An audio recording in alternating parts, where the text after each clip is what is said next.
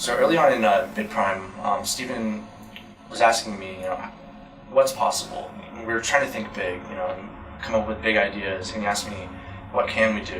What is possible?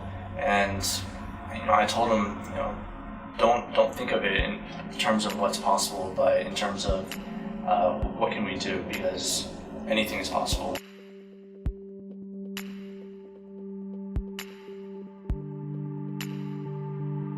I came to BidPrime in kind of an odd way. I think all of us did at the very beginning because we were still pretty small. I started working at BidPrime over 4 years ago, and I accepted the opportunity to join the team and met with Stephen and Jim, and just got a sense immediately about their enthusiasm, about what they were doing at BidPrime. I answered an ad and I went and met this person, Stephen, and we hit it off.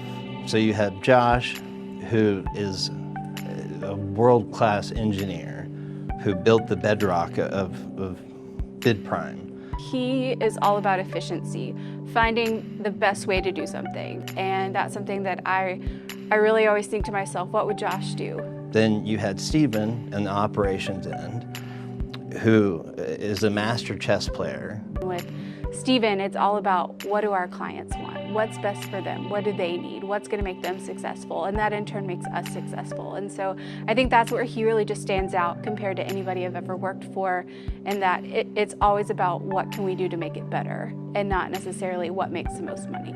I've been in the military, I've been in healthcare, and so I've seen leaders in a number of different scenarios. And one thing that Josh and Stephen have each picked up upon is the fact that if you take care of your people, ultimately they'll take care of the mission.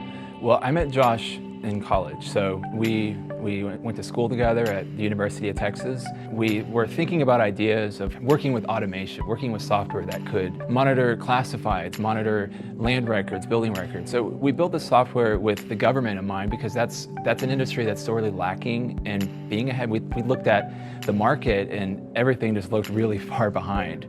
The problem that we solve at BidPrime is pretty unique. We take this fragmented data from all government agencies, and we combine it to create an interesting data set for people to query in different ways. We launched and people started buying, and then we're like, okay, we need to have a CRM, we need to have client support, we need to upgrade, we need to scale, we need to have bigger servers. From the very beginning, we brought in really good people.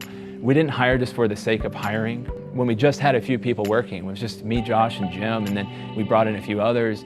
We were literally managing everything. We were doing everything. So I was answering the 800 number calls every day. Josh was doing demos and doing tech support. I mean, back then it was very, it was three of us. We all wore a lot of hats. We still do as well right now. You don't have to wear them as often. Thankfully, there's more people to kind of spread around.